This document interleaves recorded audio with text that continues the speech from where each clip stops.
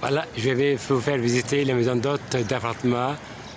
Donc, c'est donc le très beau village berbère de Toujan, perché donc sur les flancs de deux collines, de deux montagnes. Voilà, je passe à l'intérieur. Voilà, c'est une ancienne donc, habitation semi-troglodytique, très bien aménagée en une maison d'hôte.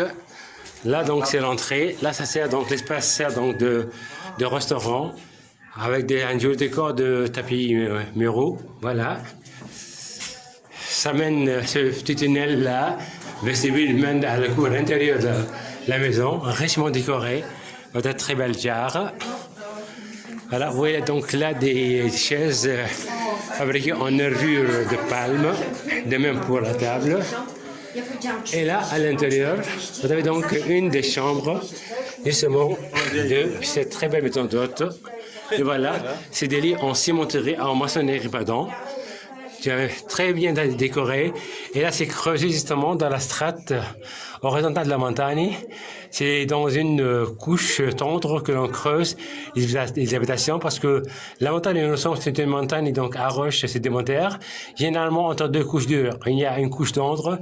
Et c'est dans la couche tendre là que les habitants de Toujan et des différents donc, villages pitonniers tunisiens justement creusent leur habitation formée donc de pièces en enfilade.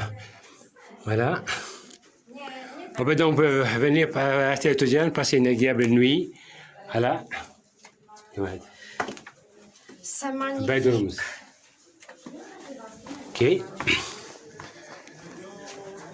Un bec donc encore là, on retrouve la cour intérieure. Une deuxième pièce aussi, voilà. Les mêmes styles. Voilà. C'est vraiment très typique, très joli. C'est dépaysant. Pour venir passer donc une nuit ici, à la maison d'hôte de Fatma.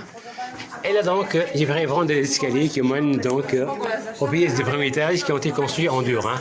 Ça n'a rien à voir donc avec les pièces donc d'en bas. Là donc, ça a été rajouté, ça a été construit en pierre. Voilà. Donc en dur, voilà. Voilà. Ah, d'accord. Alors c'est donc des pièces ensuite quasiment. Mais là donc c'est construit dans un style moderne, donc en pierre là. C'est pas creusé dans la roche. Alors les singles et les doubles et la salle de bain, voilà.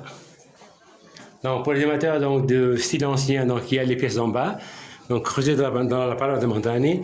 Pour les amateurs donc des pièces modernes, donc là ils ont le choix. Et là donc je trouve la terrasse. Voilà. Voilà. La terrasse qui surplombe justement le village donc de Matmata. Voilà. C'est un village donc encore habité donc par cette tribu donc berbère.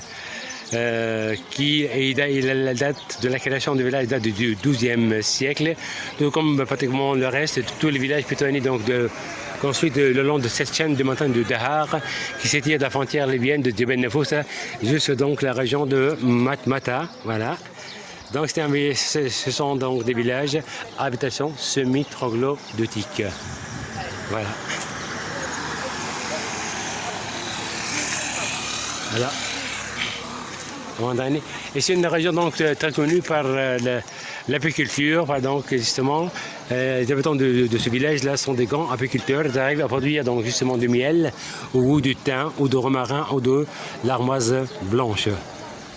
Et ils ont toujours vécu de l'élevage, justement, caprin, ovin et camelin, et surtout donc du travail à la terre.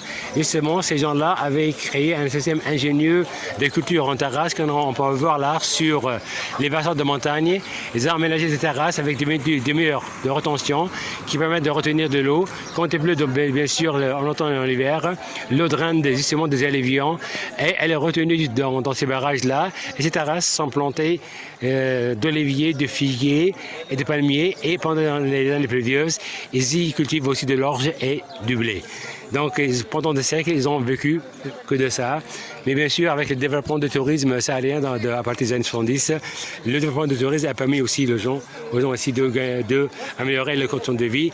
Et le gouvernement tunisien a fait et fait toujours un grand effort là, pour maintenir ces gens-là dans ce village qui constitue un patrimoine national assez important en améliorant les conditions de vie des gens. D'ailleurs, on y a intégré l'eau courante, l'électricité, le téléphone. Il y a même un bureau de poste et aussi une école primaire pour les enfants du village. Voilà.